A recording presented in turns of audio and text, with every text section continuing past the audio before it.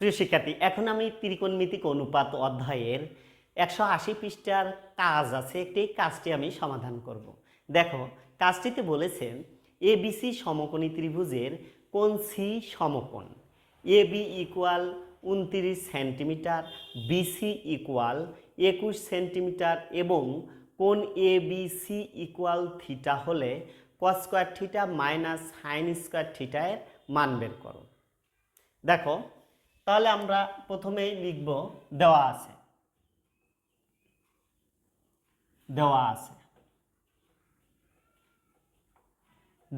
কি দেখো, দেওয়া আছে এ বি ইকুয়াল 29, বিসি ইকুয়াল 21। এ বি ইকুয়াল 29 আর বিসি ইকুয়াল 21 এবং কোণ দেওয়া আছে থিটা, কোণ দেওয়া আছে এ বি সি ইকুয়াল থিটা, কোণ A B C equal theta. আর কোণ সি হলো সমকোণ, সমকোণ মানে 90 ডিগ্রি সমকোণ। দেখো, এই বর্ণনার আলোকে আমরা একটা সমকোণী ত্রিভুজ অঙ্কন করব। তাহলে সমকোণী ত্রিভুজটা আমরা অঙ্কন করে নেই। এইটা থিটা কোণ, এইটা হলো সমকোণ। এখন দেখো, আমরা এবিসি কোথায় দিব, এবিসি কোথায় দেব। দেখো, এখানে এবিসি হলো থিটা, তার মানে এই যে কোণ এবিসি, এই এবিসি এর মাঝে যে আছে, মাঝে কি আছে, বি আছে, এই বিটাই হবে হলো থিটা কোণ। দেখো, তাহলে বিটাকে আমরা কি দিব, থিটা কোণ। এবং কোণ সি বলছে সমকোণ, তার মানে এই যে সমকোণ এইটা হলো সি, আর এটা তাহলে এখানে চলে যাবে। এই বর্ণনার আলোকে আমরা এবিসি ত্রিভুজটা অঙ্কন করে নিলাম। এখন আমরা মানগুলো বসিয়ে দেই। এ বি সমান আছে কত, 29, আর বিসি কত আছে 21। তার মানে আমাকে অতিভুজটা বের করতে হবে। এসি হলো লম্বটা আমাকে বের করতে হবে। এখন দেখো, আমরা জানি কি যে ভূমি সবসময় ভূমিকে বলা হয় হলো সন্নিহিত বাহু, আর এই থিটা কোণের বিপরীত যে বাহুটা থাকে সেইটা হয় হলো, অর্থাৎ লম্বটা হয় বিপরীত বাহু। এই কথাটা অবশ্যই তোমরা মনে রাখবে। এটা কিন্তু অনেক সময় অঙ্কের মধ্যে বর্ণনা দিয়ে দেয়, এতে শিক্ষার্থীরা বিভ্রান্ত হয়। তাহলে আমরা কি বুঝলাম, ভূমিকে সন্নিহিত বাহু বলা হয় এবং লম্বকে বলা হয় বিপরীত বাহু। আর অতিভুজ সবসময় অতিভুজ ও কখনো রং বদলায় না। তাহলে আমরা মনে রাখবো, ভূমিকে বলা হয় সন্নিহিত বাহু এবং বিপরীত বাহু বলতে বোঝায় হলো লম্বকে। লম্ব আর বিপরীত বাহু একই জিনিস। এখন দেখো, আমরা কি বের করব, তাহলে এই লম্বটা আমরা বের করব। আর যদি এই ত্রিভুজ থেকে আমরা লম্ব বের করতে চাই, তাহলে পিথাগোরাসের উপপাদ্য থেকে পাই। পিথাগোরাসের উপপাদ্য থেকে পাই, উপপাদ্য থেকে পাই। এখন দেখো, পিথাগোরাসের উপপাদ্যটা কি, আমরা জানি অতিভুজ স্কোয়ার ইকুয়াল লম্ব স্কোয়ার প্লাস ভূমি স্কোয়ার, অতিভুজ স্কোয়ার ইকুয়াল লম্ব স্কোয়ার প্লাস ভূমি স্কোয়ার। এখন কথা হলো, যদি অতিভুজ আমরা বের করি তাহলে অতিভুজ প্রথমেই রাখবো, অতিভুজ স্কোয়ার সমান লম্ব স্কোয়ার প্লাস ভূমি স্কোয়ার। আর যদি লম্ব কিংবা ভূমি যে কোনো একটা বের করি, লম্ব বা ভূমির যে কোনো একটা যদি আমরা বের করতে চাই, তাহলে লম্ব ভূমিকে সমান সমানের প্রথম রাখবো। দেখো, তাহলে আমরা লিখবো এইভাবে, লম্ব স্কোয়ার প্লাস ভূমি স্কোয়ার ইকুয়াল অতিভুজ স্কোয়ার। যেহেতু আমরা এখানে লম্ব বের করব, তাহলে এই লম্ব ভূমি আমরা আগে রাখবো। লম্ব এখানে হলো এসি, তাহলে এসি স্কোয়ার প্লাস ভূমি হলো বিসি স্কোয়ার ইকুয়াল অতিভুজ হলো এবি স্কোয়ার। এখানে কিন্তু এ বি অতিভুজ হয়েছে, আর বিসি হয়েছে ভূমি, এসি হয়েছে লম্ব।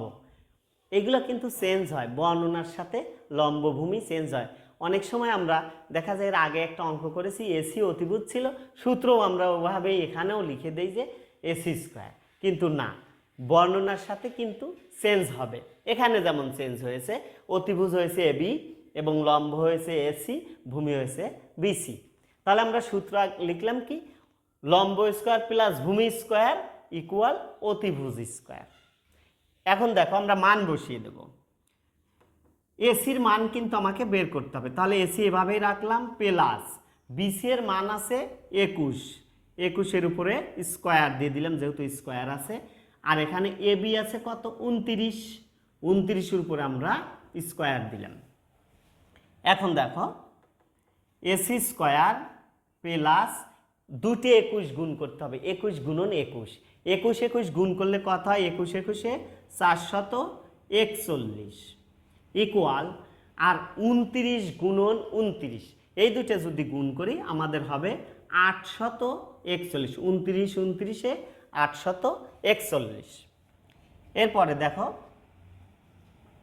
এসি স্কোয়ার ইকুয়াল, আমরা এই 441-কে পক্ষান্তর করব, তাহলে এই পাশেরটা আগে লিখে নেই 841, আর এইটা প্লাস ছিল 441, এইটা আমরা মাইনাস করে নিয়ে গেলাম 441। এখন দেখো যদি আমরা 841 থেকে 441 বাদ দিয়ে দেই তাহলে থাকবে আমাদের 400, আমরা 400 পেয়ে গেলাম। বা এসি ইকুয়াল, এই স্কোয়ারটা 400-র উপরে কি হয়ে যাবে, রুট হয়ে যাবে। এখন যদি আমরা 400-কে রুট করি বা বর্গমূল করি তাহলে হবে কত 20, তার মানে আমরা এসি লম্বটা কিন্তু আমরা 20 পেয়ে গেছি, লম্বটা আমরা 20 কিন্তু পেয়ে গেলাম। এখন আমাদের cos square theta plus sin square theta এই দুইটার মান কিন্তু আমাদের বের করতে হবে। আমরা আগে বলেছি এইটা হলো থিটা কোণ, তার মানে এই থিটা কোণ ধরেই আমাদের কাজ করতে হবে। তাহলে দেখো আমরা প্রথমে আগে cos এর মানটা নিয়ে আসি, cos থিটা ইকুয়াল লেখা যায়, তার মানে এইটা যেহেতু থিটা কোণ তাহলে আমাদের এইটাই কিন্তু লম্ব হবে, যেহেতু এখানে আমরা থিটা ধরেছি। দেখো লম্ব ভূমি অতিভুজ, তাহলে cos থিটাতে হলো কবরে ভূত অনেক, মানে ভূমি বাই অতিভুজ। cos থিটাতে কবরে ভূত অনেক, ভূমি বাই অতিভুজ। তাহলে ভূমি আছে কত 21, অতিভুজ হলো 29, তার মানে 21/29। এরপরে আমরা আরেকটা আছে কি সাইন স্কোয়ার থিটা, তাহলে সাইন থিটার মানটা আমাদের আনতে হবে। সাইন থিটা এইটা যদি আমরা ছন্দ আকারে বলি তাহলে বলি সাগরে লবণ অনেক, লবণ অনেক, সাগরে লবণ অনেক, লম্ব বাই অতিভুজ, লম্ব বাই অতিভুজ। লম্ব আছে কত 20, অতিভুজ হলো 29, তাহলে 20 উপরে দিলাম আর 29টা নিচে দিলাম, লম্ব বাই অতিভুজ। এখন কি চেয়েছে আমাদের, মান চেয়েছে cos স্কয়ার থিটা মানে সাইন স্কয়ার থিটা। আমরা লিখতে পারি এখানে সুতরাং cos square theta minus sine square theta. এখন দেখো আমরা যদি এর মান বসিয়ে দেই তাহলে মানটা আসবে আমাদের,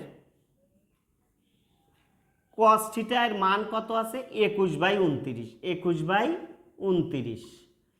এখন এখানে স্কোয়ার আছে, স্কোয়ারটা আমরা দিয়ে দিলাম, মাইনাস সাইনের মান পেয়েছি 20/29, 20/29।